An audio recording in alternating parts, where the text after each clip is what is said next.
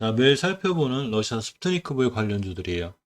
아, 오늘 안 좋죠. 오늘 시장 자체가 원청 안 좋아요. 지금 보면 양시장 합쳐서 올라가는 게 200개가 안 되고 외국인들이 뭐 매수세가 계속 있죠. 지금 며칠째인지도 모르고 오늘 기관이 특히 외국인들만큼 더 파는 굉장히 안 좋은 시장이고 외국인 좀 팔 때 기관이 방어를 해주면 좋은데 기관들까지 같이 전체 다 매도하고 있고 외국인들 매도세가 엄청 거세죠. 코스피장 오전에는 조금 사나칙 하더니 바로 매도세로 돌아섰습니다. 근데 저번에 어마어마하게 팔아치는 것보단 덜하긴 해도 계속해서 매도세가 나오고 있고 코닥 시장도 지금 계속해서 매도세가 나오고 있죠. 자, 그러면서 시장이 많이 무너지고 있는데 시장 무너질 때는 어떤 호재나 또 그 주식 시장은 특히 수급에 기인하기 때문에 아무리 좋은 호재 어떤 이슈가 있다 하더라도 원체 이렇게 많이 던지고 나간 방법이 없어요.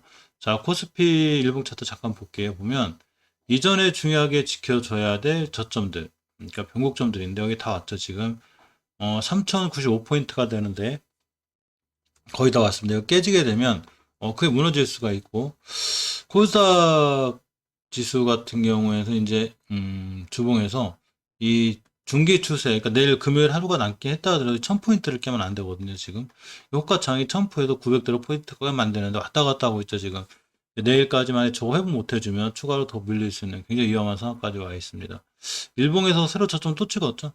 지금 뭐 밀리는 속도가 엄청 가파르기 때문에 종목들도 거의 정신을 못 차리고 있고 코스피도 보시게 되면 5월 달에 저점이 3103포인트인데 여기를 뭐 거의 다 와가는 이런 상황까지 돼 있습니다. 그래서 조금 조심스럽게 대응해야 되고 특히 신용이나 미수 이런 게는 되도록이면 투자하지 않는 게 좋아 보입니다. 그동안 스푸트니크 V 관련해서 이슈들은 제가 계속 잘 챙겨 드렸었는데 예전 영상 보시면 이렇게 동영상 설명란에 링크도 걸려 있고 또 이슈들이 있으니까 한번 챙겨 보시기 바라고요. 자, 휴메딕스는 이 실적 나왔죠. 실적이 좋고 막 기술진들 방문하고 이런 게 많이 시장 좋을 때 나왔다면 휴메딕스가 굉장히 좋게 반응할 수 있었지만 지금 그렇지 않죠. 자, 휴메딕스 2분기 매출이 258억으로 전년비 18% 성장하였습니다. 다시 박스권 하단을 왔죠. 지금 보시게 되면 이 친구 박스권 하단이자 저점이 가격이 32,000원대, 자 32,300원대, 32,300원대를 가면 38,000원대, 32,300원대, 38,000원대 박스권이죠. 자, 그러니까 여기서 만약에 다시 양봉이 뜨면 물론 여기서 이제 박스권을 깨고 내려오고 위험해지지만 다시 양봉이 떠서 돌아나가면 다시 매수. 그러면 역시 또 박스권 하단에서 또 돌아나가는 이런 형태가 되죠. 그래서 계속 32,000원부터 38,000원까지 왔다 갔다 하는 박스권에 있고 월봉에서는 5개월선 돌파 시도 실패했죠. 지금 물론 예전에 밑에서 대량 거래가 들어와 있기 때문에 믿고 기다리면 충분히 돌아나갈 만한 위치는 되지만 어쨌거나 지금 시장 전체로 무너졌기 때문에 조금 위험하죠. 주봉에서 보시면 자, 요렇게 이제 예전 저점도까지 다 왔어요. 이 휴메딕스는 아까 말씀드린 대로 굉장히 큰 박스권이에요. 이렇게 32,300원부터 38,000원까지 갇혀 있죠. 이렇게 여기 그러니까 만약에 내일이나 이번 주에 32,300원 깨지 않고 돌아나가 주면 다시 매수 타이밍이 돼서 다시 추가로 매수해 놓으면 38,000원까지 갈 수 있는 상황이 되고 이전 저점들을 다 크게 이탈하면 굉장히 위험하니까 이때는 매수하지 않고 기다리는 게 조금 나아 보입니다. 자, 휴온스 글로벌도 보면 월봉에서 휴온스 똑같죠? 예전에 대량거래 들어오고 지금 4개월째 프로 가고 있는데 이 친구도 마찬가지로 5개선 돌파했다가 지금 살짝 밀리고 있고 주봉에서 보시면 역시 이렇게 입선 이탈하고 있죠. 이 휴온스 글로벌도 크게 박스권이에요. 이렇게 보시면 저점인 65,000원대를 기준으로 이렇게 고점인 70,000원대 중반을 가기 때문에 지금부터 곧 찍었죠. 요거 심하게 깨면 일단은 매수하지 말고 손절이 맞지만 여기서 옆으로 돌아나가 주면 역시 박스권이 나오고 신규 매수 타이밍, 얘가 좀 싸게 살 수 있는 매수 타이밍이 되기도 합니다. 바이넥스 실적도 이번에 조금 안 좋았죠. 적자 전환했는데 바이넥스 실적도 보면 자, 이렇게 2분기 영업 순실이 2억 원 정도 적자가 났습니다. 매출액도 15.9% 정도 떨어졌고요. 285, 8,950만. 순이익도 69.2% 정도 줄어들었습니다. 바이넥스 좀 다시 찍었죠. 이 친구.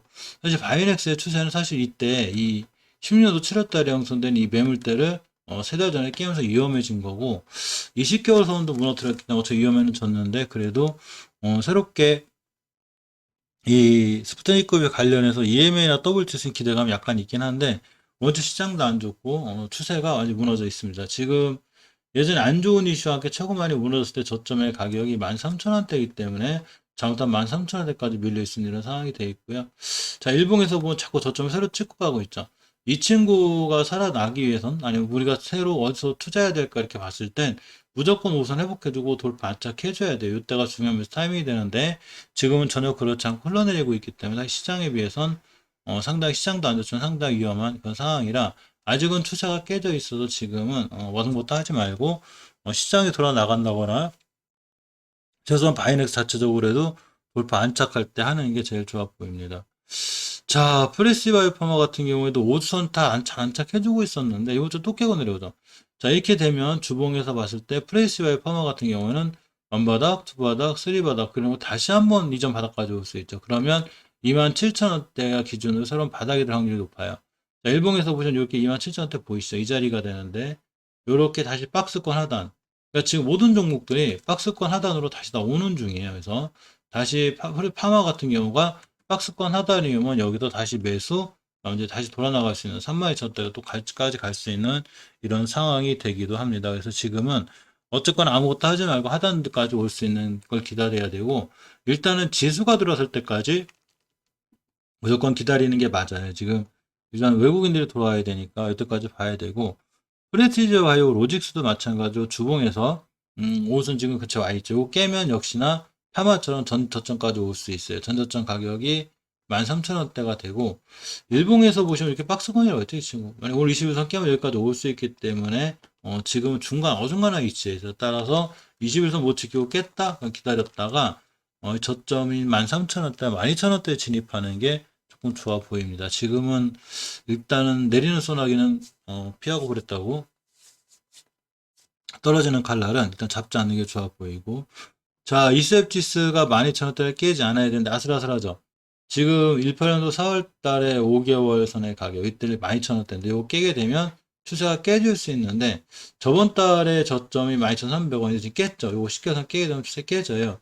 뭐 EMA나 WCI 나오면 반등을 하겠지만 그래도 이렇게까지 깨진 반등 안 못하는 게 높고, 역시 5선 돌파 안착해줘야 추세가 턴이 되는데 아직도 못해주고 물리고 있죠. 이러면 조금 위험한 상황이 되고, 자, 일봉에서도 보시면 이전 저점 다 깨고 내려오고 있기 때문에 아직은 이셉스도 신규 투자라기보다는 조금 기다려야 되는 그런 상황이 됐습니다. 자, 바이젠세 관계상의 불용 제약이 바이젠세 상장하면 50배 이제 수익을 거둘 수 있는 이런 상황이 돼 있죠. 이렇게 이제 좋은 호재가 있고 있는데도 불구하고 역시 시장의 수급이 안 좋으니까 도저히 어떻게 할 방법이 없어요. 이제 불용작도 보면 이렇게 자, 이 시너지 주목해가지고 이렇게 이제 미래 먹거리 불용제약의 면역 세포 치료제 분야 바이오재생과 협업 이렇게 되는데 이 30억 투자했다고 그러죠. 50배인 1,500억 정도 이렇게 지금 큰 이슈가 있는데 그럼에도 불구하고 뭐 계속 무너지고 있죠. 월봉에서 지금 5개월에서 깨는 상태 추세 깨졌고 4월 달에 저점이 16,000, 17,000원대 이 친구 17,000원대 깨게 되면 좀 위험해져요. 지금 17,000원 지켜주고 있는데 17,000원대를 잘 지키고 돌아 나가줘야 되고 오늘의 저점이 조금 최저점이 되었으면 합니다.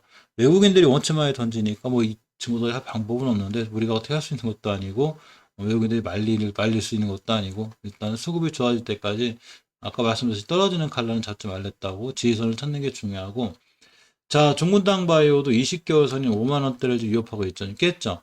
요거 깨게 되면 다시 추세 더 깨져요. 물론 이번 달 거래일이 좀 남았기 때문에 이번 달 거래 이상 20개월 선이 올려놓고 돌아 나가면 추세 턴이 되겠지만 그러지 않은 한은 일단 조심해야 되고요. 주봉에서도 신저가를 좀 새로 찍고 있죠. 근간에 조심해야 되고, 역시 5선 이슈점 완벽히 돌파해줄 때까지는 돌파 안착해줄 때까지는 흐름이 안 좋고, 일봉에서도 보시면서 좀 또 찍었죠. 어제에 의해서. 따라서 역배열이 시작이 됐기 때문에 조금 조심해야 되는 상황이 있습니다. 예전에 잘 지켜던 지선 깨면 위험하다고 그래서 요거까지 깨는 바는 상당히 좋고, 이 자리는 새로 이제 지지선이 됐죠. 저항선이 됐죠. 지지선이 아니라. 그래서 요거 관련해서 종근당 바이오도 조금 한점 더 있다가 자 보셔야 될 것 같습니다. 이화전기는 월봉에서 보면 추세가 잘 유지다 깨졌는데 다행히 너무 높은 위치가 아니라고 그랬죠. 그래서 좀 밀리면 여기 밀려서 분할매수 하시면 되는데 어쨌거나 지금 5개월선 깨놓은 상태고 주봉에서도 20주선 이탈해 놓고 있기 때문에 약간 추세는 깨진 상태예요. 자, 일봉에서 보시면 이렇게 어제 졌죠? 요거 이탈하면 더 깨질 수 있으니까 역시 이에 맞는 대응은 필요해 보이고, 지금은 전체적으로 종목들을 장기적으로 길게 끌고 간다거나 새롭게 매수하기보다는 일단 관망하고 현금화 시켜놓는 게 중요하죠. 자, 제테마 같은 경우에 월봉에서 5개월 선 돌파도 실패했죠. 이 친구 10배 올라왔더랬죠, 주식. 10배 올라왔기 때문에 당연히 조정 들어오는 건데, 그때 조심해야 될 게 5개월 선 이탈하지 않았는데 이탈했죠. 이건 조금 좀 조심해야 되고, 자, 주봉에서 보시면 일단 저저보니까 이 7월 말일에 저점이 31,800원, 요걸 기준으로 지금 호가창이 3만원대에서 이번 때 깨지지 않는 게 엄청 중요해요. 깨면 그냥 깨지니까 상당히 조심해야 됩니다. 일봉에서 보면 역시 이전 저점을 기준으로 이렇게 보시면 박스권 요 밑에까지 와 있죠. 이거 깨면 그러니까 7월 20일 저점이 31,800원 깨고 추세 무너지니까 요거에 맞게끔 대응이 필요해 보이고, 대응이라는 게 별게 아니고 일단 시장 안 좋고 무너질 때는 좀 손절할 수 있는 거 하고, 비중 줄일 거 줄여놓고 현금화 시켜놓을 수 있는 거 현금화 시켜놓고, 이런 탄력적으로 운영이 필요해 보이는 이런 시장이 됐습니다.